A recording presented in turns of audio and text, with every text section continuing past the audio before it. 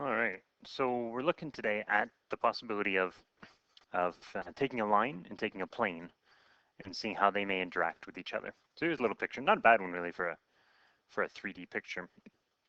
You got the plane there, and there's a line, and you can see that it's crossing right through. It's going to pass through the plane right there. So the question is, what are the possible ways that this line may interact with the plane?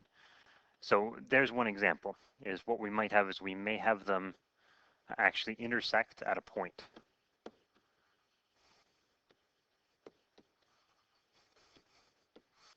That's one thing that might happen. Another possibility is I could take that line, and maybe that line is actually up here above the plane and actually parallel to it. So it's possible that the line is parallel to the plane, in which case there'd be no intersection.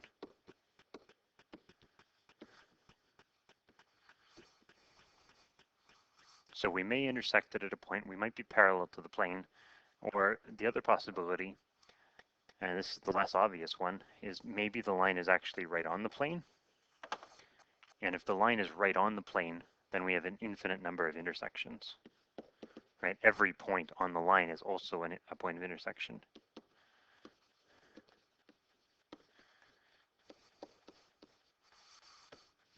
Now, if we're thinking about which is actually the most likely is the first one. If you randomly pick a plane, randomly pick a line, they probably intersect in one point. Next most likely is the second one, that it might be parallel. Because if you get one that actually is parallel to the plane, there's only a very specific one where it lays right on the plane. So 8.5, how can lines and planes intersect? By the way, this is leading into, we still have to do the intersection of planes. So what about if we have 2 planes, or what if we have 3 planes? So that's how we finish off this unit, is looking at all these different types of intersection.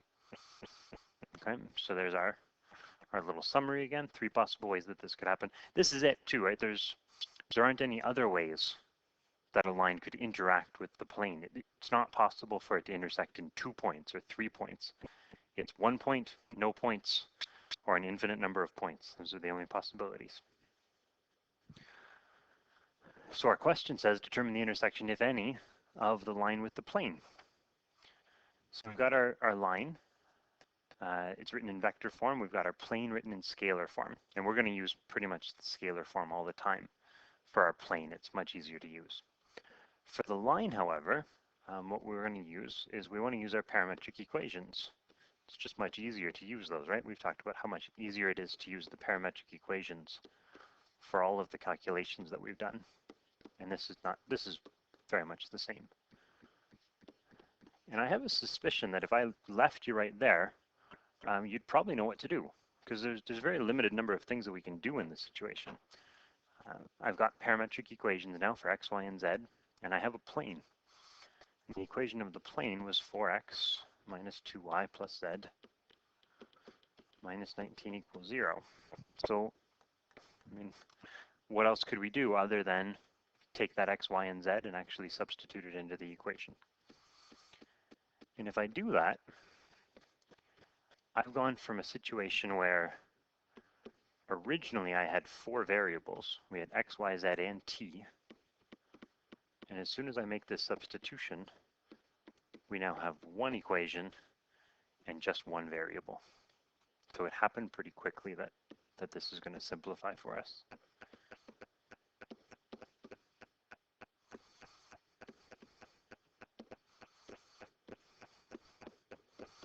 So there's our equation. I guess I just have to be a little bit careful simplifying it, don't I? Especially since I made a mistake the other day. That's 4t, I think.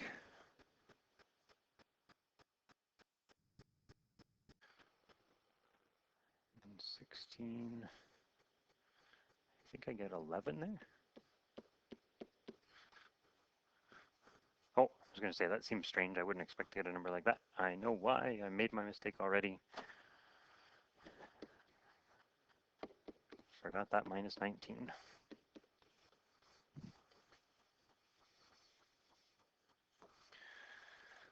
So what did I have there? Sorry, 16, take away 5 is 11. Now it's a minus 8 equals 0. That looks a lot better. Now I get an answer, t equals 2. That seems more like a question I would have made up. So we've solved for the parameter.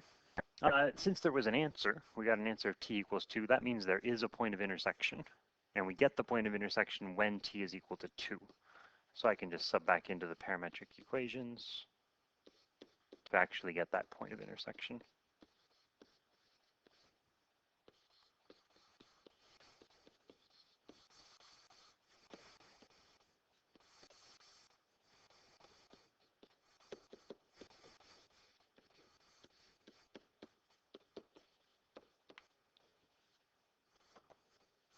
So our point of intersection is the point 5, 0, minus 1. And that's how we do the question. So there's not too much tricky there. The questions all look the same. We're going to go about them the same way. Here's another one. We'll try it too. Just see if anything strange happens. So I've already written parametric equations. That's just to save us a little bit of time. And hopefully I won't forget that 7 this time. Plus 7 equals 0. Remember, there's the 3 possibilities, right? We may have a situation where it intersected at one point, which we just saw, could be parallel to the plane or could be on the plane. So we have to be aware of the different circumstances that we may find ourselves in.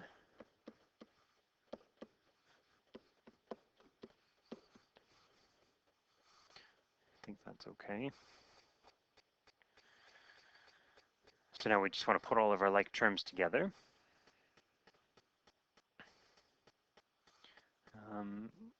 And I hope you see what's going to happen there. We've got a 3t, a 9t, so that's 12t, but then take away 12t, that's 0t. And there's also a minus 26, I suppose. So we get that, which I could write this way. Oops. 0t equals 26. But how do you feel about a statement like that? Can we solve that? You could think of it 2 different ways. I could divide both sides by 0, but of course that's not allowed. 0 times t is just 0. So is 0 equal to 26? No. That says new, that's no good. Oh, we can't do that. Or you can't have that situation. So what does that mean? It means we created an equation that has no solutions.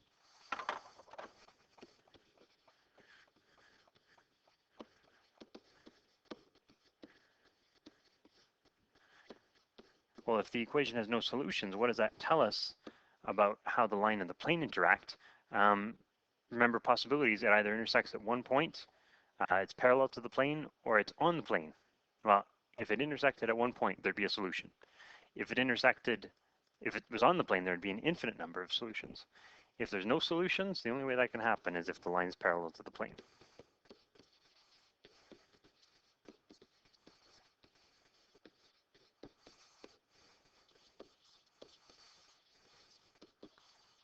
Okay, so if you end up in a situation where you get 0 equals a number, that's the scenario you're in. The line is actually parallel to the plane, and therefore there's no solutions. And you need to write this, okay? You need to have this. You need to tell me what's going on with the line and the plane. So it isn't enough to stop at 0 equals 26. Right? You have to explain the situation that we're in. Same idea here. I'm going to be a little bit greedy if that's okay. I'm going to turn it into parametric equations and sub in at the same, well, no, I guess I won't. They're a little bit trickier this time, aren't they? X is equal to minus 4 plus 3t. Y is equal to 0 plus 0t. So y is just 0, right? There's no parameter affecting the y value at all. That means everywhere on the plane, the y value is 0, everywhere. And z is 0 plus t, which is just t. So actually a very simple plane, or excuse me, a very simple line. Sorry, I said that wrong a minute ago, didn't I? Everywhere on this line, the y value is 0. Very simple equation, everything simplified quite nicely. If I substitute all of those in, here's our x value, minus 2 times the y value, which we said was always 0, minus 3 times t,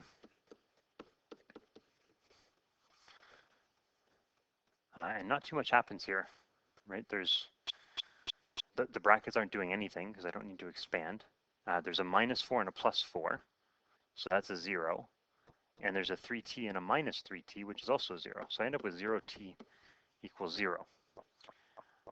That's very different than the last equation we got.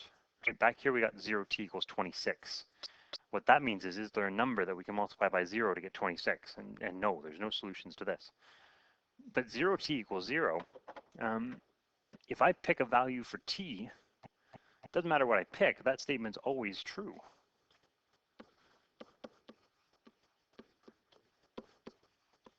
It's always true for all values of t, which means there's infinite solutions.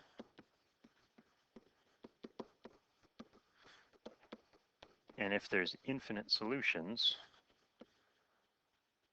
that meant that the plane had to actually have the line right on it.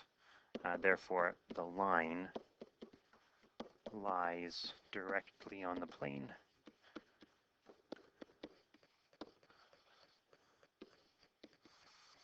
So those are the 3 scenarios that you might get. Possibility number 1, you actually can solve for a value of t. If you get that, then you find your point of intersection. Or you might get a 0t equals a number, a non-zero number, in which case there are no solutions to that.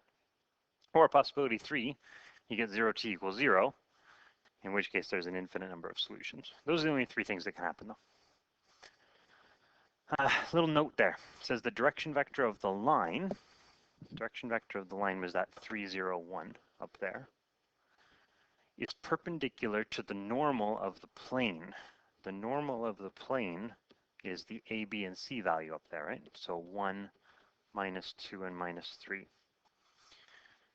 It says the direction vector of the line is perpendicular to the normal of the plane. We can tell that because if I do the dot product with the direction vector, I'd get 0, right? I'm going to get a 3, a 0, and a minus 3. So I get 0.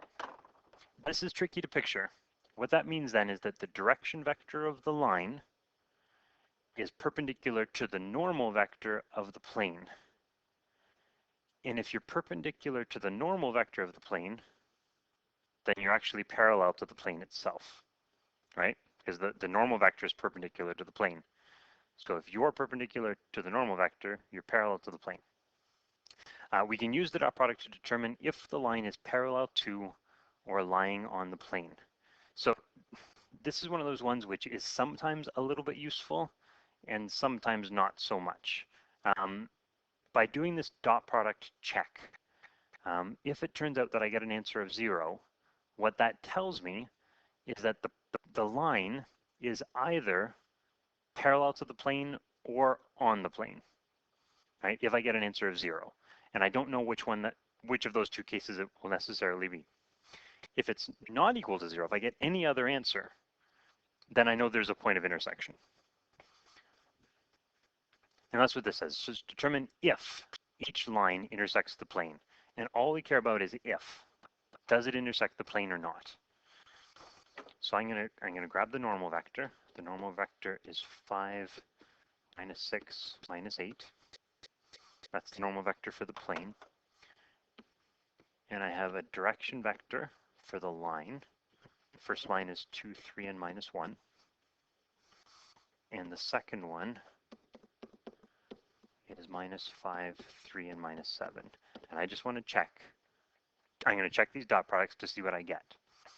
So if I do a normal dot product with first direction vector, so it would be 5 times 2, which is 10, then a minus 18, and then a plus 8. And I get an answer of 0. That tells me 2 things. It says it's either that line is parallel to the plane or it's right on the plane. Okay, it doesn't say which one. So do I know if it intersects the plane or not? I don't. I don't actually know that. I can't tell just from that answer. It's either on the plane or parallel to it. The only way I can know then if it's on the plane or not is if I sub in the point. So now I'm going to take that point, the 1, 5, minus 11, and sub it into the plane and see if it actually satisfies it. So I'm going to minus 6 times 5.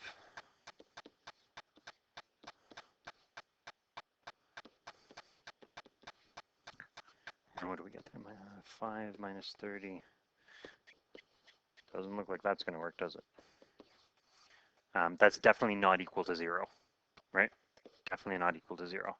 So what that says is the point 1, 5 minus 11 isn't on the plane, but the line is parallel, right? The line's parallel or on the plane. That's what we knew from the dot product.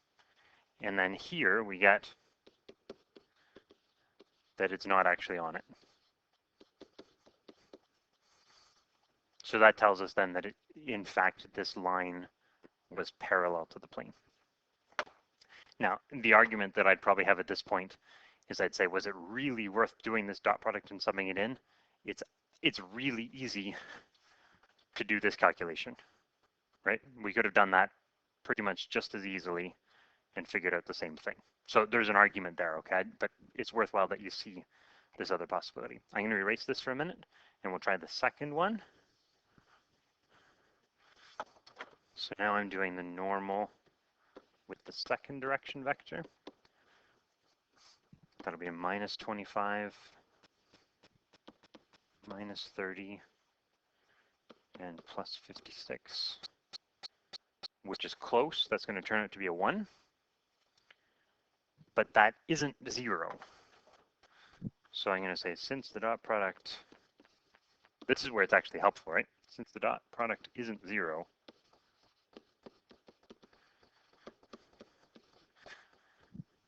that tells us that it must intersect at exactly one point.